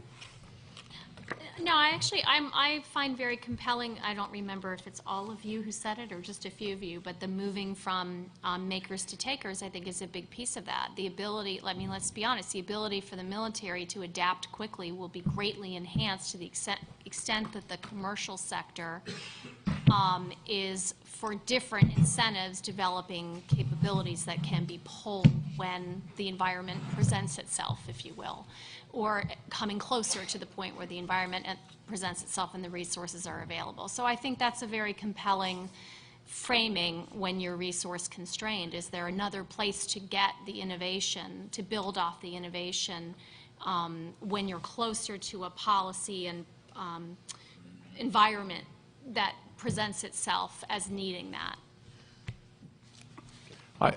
I would just one of my observations on this is that as you look at the 1,600 or so science and technology profiles that we have right now. I think one of the challenges, it's sort of like playing roulette and betting on every number, as opposed to saying we're going to have to make some big decisions and then have a density of experimentation that allows us to sort of learn from failure, have enough bets on a specific area that learning something that didn't work adds to the knowledge of something that could work, and investing in that way. And I mean, I think that really is the challenge. Right now, I think we're just looking in too many places. Where we need to look needs to be guided by a future operational concept that we think will give us a significant advantage over our adversaries. And again, the failure, that's not a criticism of our science and technology portfolio. It's a criticism of myself in really failure to come up with a compelling future operational concept that then will identify several major areas that we can get the density of investment in that would allow us to learn as we need to. Thank you, sir. Okay, I have a question from Twitter from a David Price. He says, how do we increase the speed of our acquisition to ensure we are keeping pace or getting in front of our adversaries? Well, I mean, it starts with, and Keith and I have this discussion all the time, but it starts with the requirements, and we haven't done a very good job, really. I mean, and it's a three-part, as you develop the requirement, then we push it, and then we try to really determine what it is and define it better. Then we move it into the acquisition arena, and I think all of us up here agree that it takes too long. When it takes you 8 to 12 years to get something into the hands of soldiers, and it's all behind because of processes. So I think some of the things we're doing, as General Cohn said, look, some of these rapid things, and Keith has talked about it, asymmetric warfare group, rapid equipment and fielding task force. We were able to field because we were at war in a faster environment because we had to get something into the hands of soldiers very rapidly. And my fear is that those lessons that we learn, we're not going to take those and integrate and incorporate into our existing acquisition and requirements process. Now, part of the upfront piece of building those requirements, we're looking at that at HQD. I mean, that's part of the things that General Cohn is working with the chief, trying to and the secretary to try to look at the best place, and it's not going back and turning the card upside down and just starting all over again, but it is taking a hard look at where they start, how they're then prioritized, validated, then moving forward to the acquisition and purchasing. So we're taking a hard look at that across the Army staff with TRADOC to determine if there are changes we need to make in the future. I can shortly add a couple of quick things. One is just what General Cohn said earlier in the response you gave before, Wiki, about many of the off-the-shelf solutions. Another thing that I'm mentioning is you got to bring in all the stakeholders earlier. We can do that better. We have to write requirements so we don't box ourselves in. More adaptive and more flexible requirements. I think we're making a lot of progress on that. I personally think we test stuff too much. I mean, we just test the heck out of stuff, and we can't afford it. A lot of times we can lease instead of buy. We probably ought to do that a bit more. And one other thought that we are taking a really hard look at is we've kind of gotten out of whack over the last decade about having the right people in the right place for this system. In other words, we've put our best and our brightest, as we should have, to fight the war effort. And so now, as we talked about the Army's transitioning, this Army transitioning from an Army at war to an Army preparing for war. We are where the operational art also always rules, but there's an institutional art aspect of how do you build an Army. And when you look at, do we have the right engineers in the right places, the right analysts in the right places, the right costers, the right pricers, people that we used to have in our system 20 or 30 years ago aren't necessarily there anymore. So we've got to take a real hard look at, do we have the right experience and expertise in the right places in the system. unless we get a complete rewrite of the DoD 5000, and I just don't think that's going to happen, despite the Decker-Wagner report, the Reno report. I mean, there's been lots of reports and studies that have told us stuff to do. So what we look at is what can we do inside it unless something else changes. Let me go to this mic right here, and I'll come back to you in a second. Sir, thank you, General Cohn. Mike Hoffpauir with Booz Allen Hamilton, and I've been fortunate enough to work for leaders like Lieutenant General Walker and seeing a Wayne Grigsby, who was a battalion commander when I was a brigade commander. So it's been a privilege working and watching both of you over the years. The question I have is with the requirements process. General Barkley talked about the 3 pieces that lead into us getting capabilities on the ground today. It's the requirements on the back end of it. Do we need a faster, the concepts process, do we need a faster process for our concepts where we define concepts quicker now that maybe don't look out quite so far so that we can get inside and stay inside the decision cycle of the bad guys who, as soon as they see our requirement, our concept, that's where they're going, so we know what kind of asymmetric things to start trying to pull off the shelf to beat us to the punch. Mike, I'll give you a thought on that, and then, since it may be wrong, for that short-term piece, the adapt piece, the answer is no. I mean, we've adapted for the last 12 years, and one reflection in the material process is the creation of organizations like JIADO, Rapid Equipment Fielding, Asymmetric Warfare Group, et cetera, et cetera.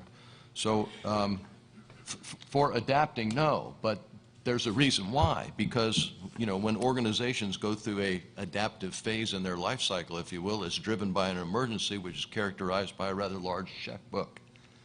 And so we're okay in that and very quick to respond. It's the broader piece for which it is much more difficult. First thought.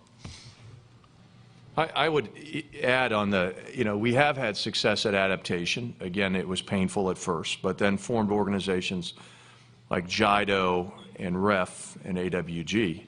My question is, as we transition, what happens to those organizations? How do we, because if you look, they're not within our ACOM, or they weren't initially with AWG. They were formed as adjunct capabilities at the Department of the Army level. And the fact that the challenge is we've got to take those capabilities and institutionalize them within the Army. TRADOC, what AWG does, we call them our global scouts. AWG has people all over the globe, not looking at just current conflict, but likely future conflict, with a trained eye that only those kinds of operators have, that feed my commandants and my COE commanders and feed the entire TRADOC process. So we've institutionalized that. Where does REF go? I make an argument REF needs to come inside of TRADOC as well. Again, because it can be protected there. It can be aligned against the experimentation venue, which will be the Brigade Mission Command at Fort Bliss, and the exercises that take place there, and we can use it can use that capability. We've got to work the acquisition pieces of the 5 acquisition officers that are part of that, but we think that's a very good match. JIDO. What is its future? Where does it go? Are we far enough along on IED that we need that level of department-wide focus? Could you bring that back inside the services and refocus a JIDO-like effort somewhere else, perhaps on the next great challenge? One might argue, if you look at the war games we've conducted, this issue of loose weapons of mass destruction, again, how we find those, how we deal with those, might be an area that we would want a Department of Defense-wide effort that the JIDO model could bring, and then take those resources and push them, again, back into the services to deal with. So those institutionalizing, those adaptive mechanisms that we've had the last 12 years is absolutely important. And I'll tell you, a couple of those organizations might have been on the cutting block here in recent months.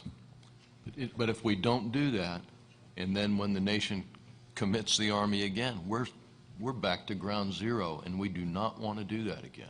So we can keep the best of our rapid acquisition and overcome and mitigate the worst. I mean, the worst was issues in training and life cycle sustainment costs. By doing what my boss talked about and leveraging Fort Bliss and the other organizations, we can keep that seed cord, keep the best of it, and meet the near and far-term needs. Yes. Sir, Lieutenant Colonel Rob McCormick, Professor of Military Science and Department Chair at Sam Houston State University in Huntsville, Texas. thank you. Thank you all for the panel members for being here and taking our hard questions. I would like to bring the discussion back to leader development. As the professor of military science, leader development is near and dear to my heart. As a PMS, I am charged with recruiting, with training, mentoring, and educating the future leaders of the United States Army. And so, General Walker, when you talked about, you know, that fifth grader now and looking out into 2030 where he could potentially be, he or she could be that battalion commander, or 2040, the brigade commander, it made me think about Ender's Game, you know, the new blockbuster hit fixing to hit theaters nationwide called Ender's Game. And I'm proud to say under General Grigsby's leadership at SAMS, that was one of the books that we had to read, and we talked about in the program about future conflict and how do we prepare for conflict that you could not imagine and resort to, you know, training kids to fight a battle in the future. So bringing it back to leader development, knowing that out of 3 individuals that could likely join the military, 2 of the 3 are automatically disqualified.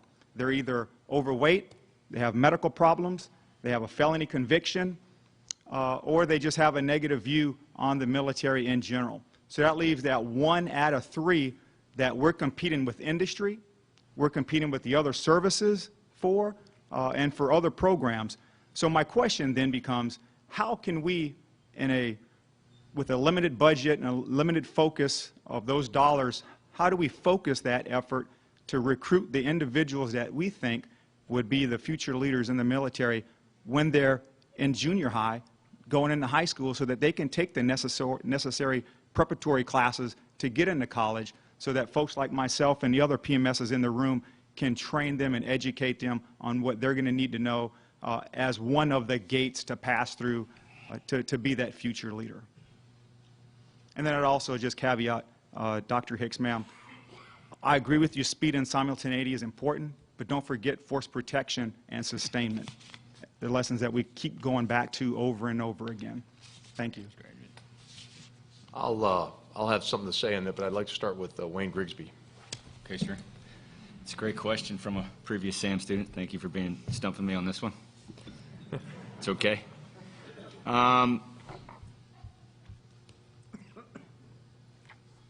We as leaders in the United States Army have to be able to continue to be great examples of how we behave and how we live our lives as soldiers.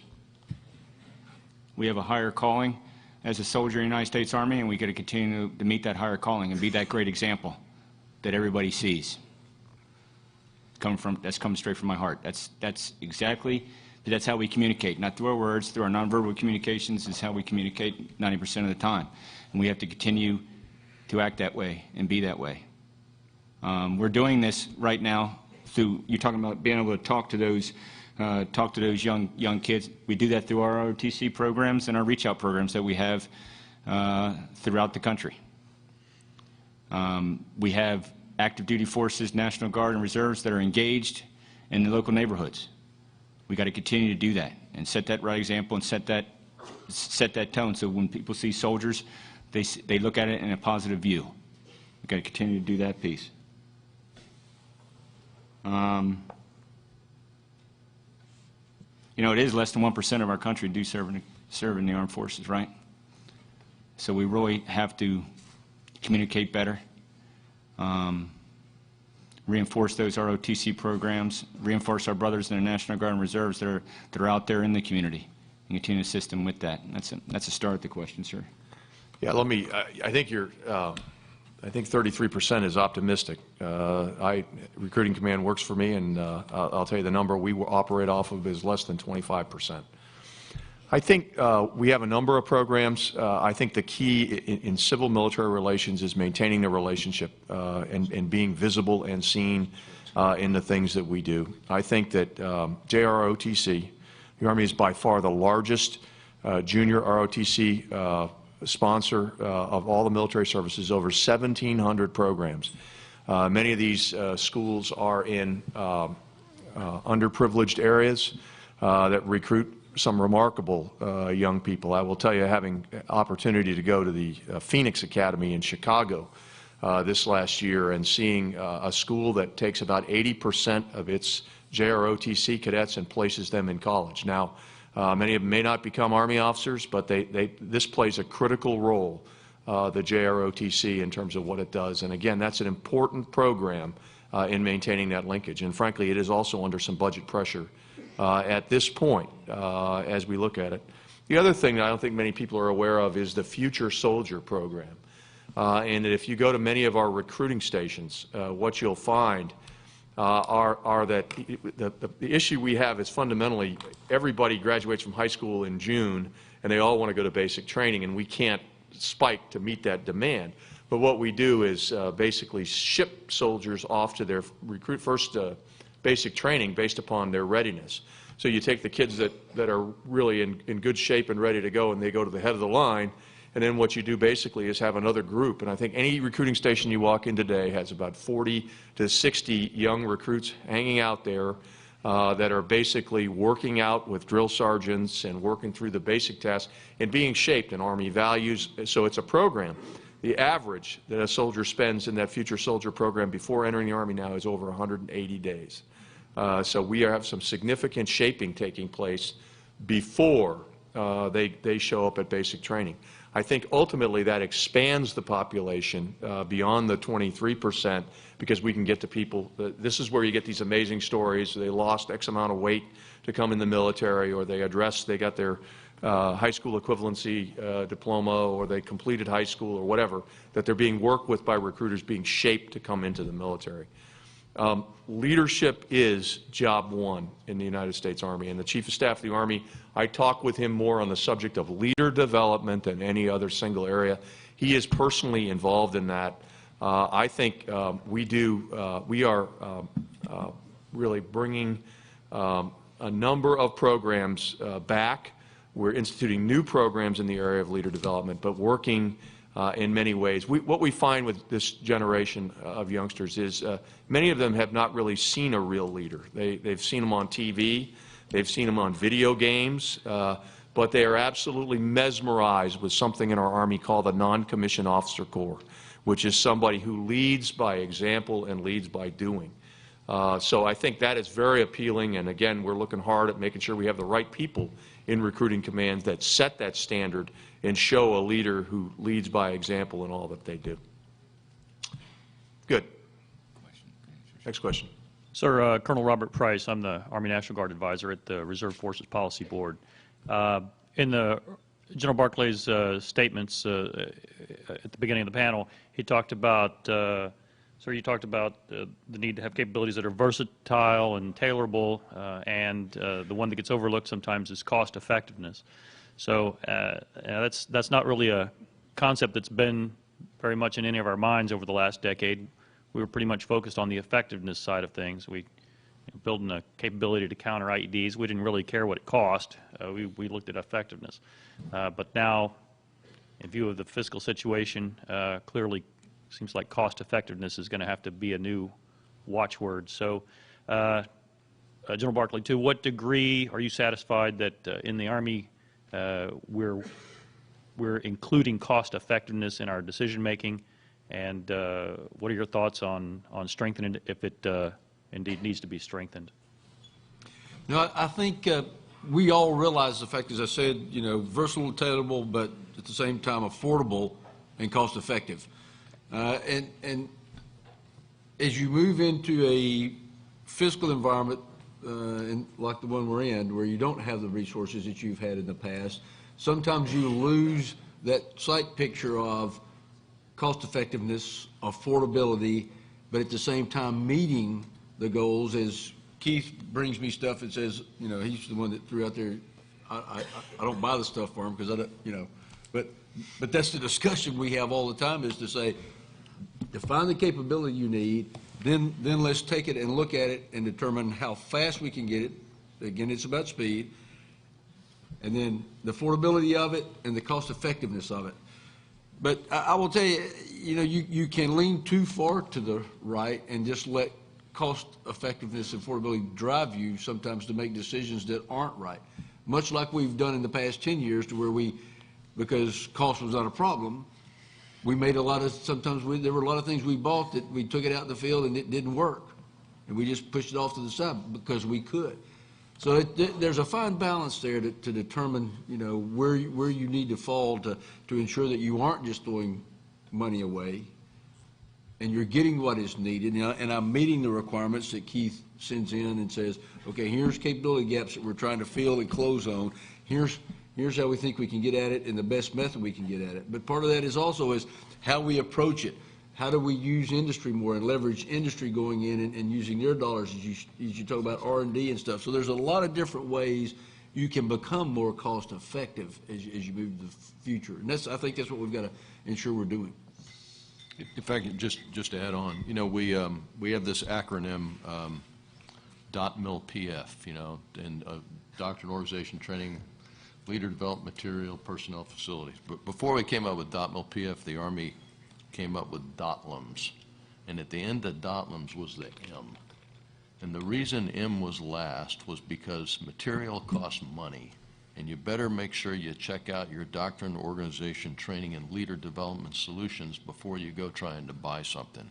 So point one is we're getting back to the future because we don't have a lot of money, and in fact we're a bit out of balance. So we're looking really hard at the rest of DOTLMs. That's one piece.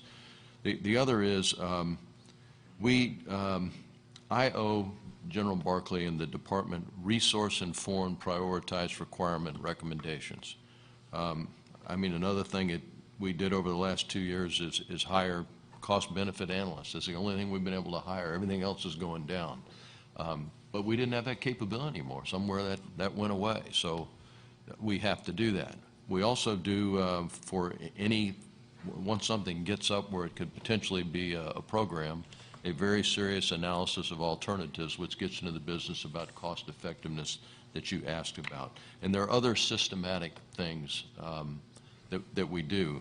And I think the point is we got some bad habits because, again, when you got a big checkbook, the solution becomes pretty easy. And we are back on track because there's nothing in that checkbook. Let's see. I think we have time for one more question. Sir. Thank you. I'm one of the old goats who worked for General Saint during all those assignments he articulated. Going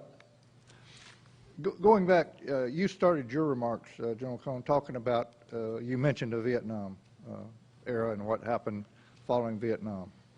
And I would say there's a lot of similarities today as you come out of these two conflicts you've been involved in and to where we were in Vietnam, coming out of Vietnam. There's a lot of differences, too. The biggest difference being we were blessed to have a Warsaw Pact of about 200 combat divisions that gave us a lot of focus. So the world was a lot simpler then in that context. The one thing that I would say, though, that I think is important to learn from, because over the years I've seen us as an institution fail to do this well, and that is, as you talk about the Army after 2020, there's got to be clarity to that. It can't just be a bunch of terms. You know, we use the term Army after next. I don't have a clue what Army after next looks like because nobody ever described it for us.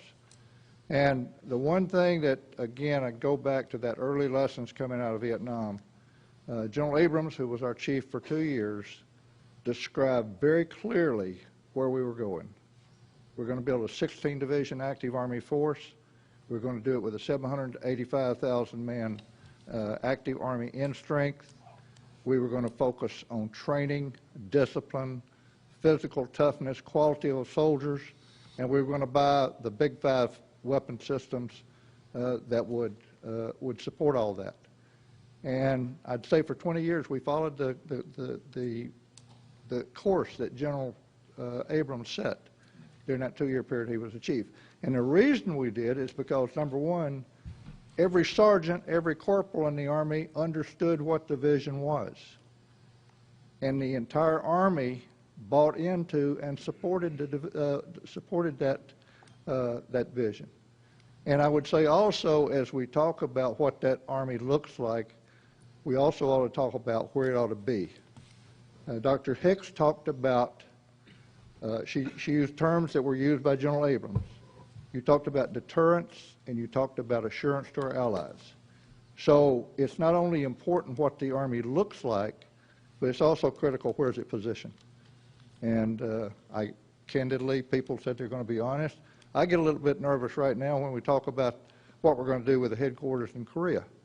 You know, we've got a long period of stability in that region that I would say probably had a lot to do with the fact that we had a U.S. command headquarters there, and the Japanese were assured by that.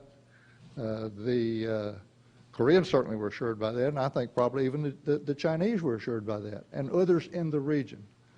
So forgive the dissertation, but I do think there are lessons from history that are very important that can be pulled out and looked at. And I would say looking at what you want that Army to be needs to be described pretty clearly so that the soldier in the trenches can understand it. And by the way, I'd just like to say I've been to many of these. This is the best one I've been to, best forum in 10 years. Thank you very much for doing Thanks, sir.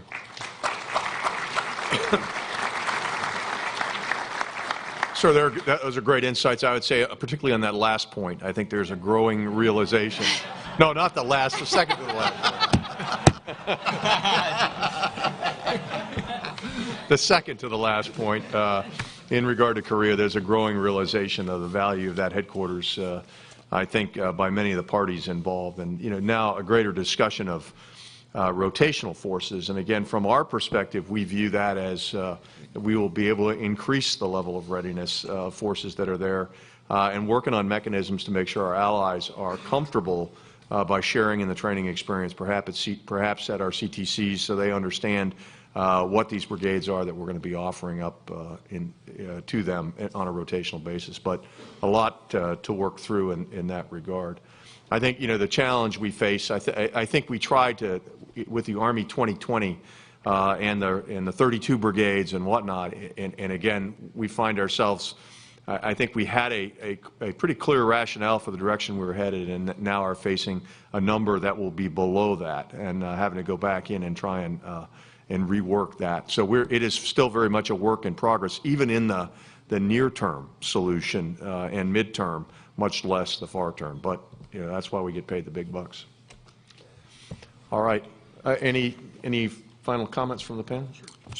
Sir, just to say, sir, I agree. I mean, when you think about it, Vietnam was easy in that you knew where you're going. You're going to Vietnam, you're coming home, you're turning around, going back to Vietnam.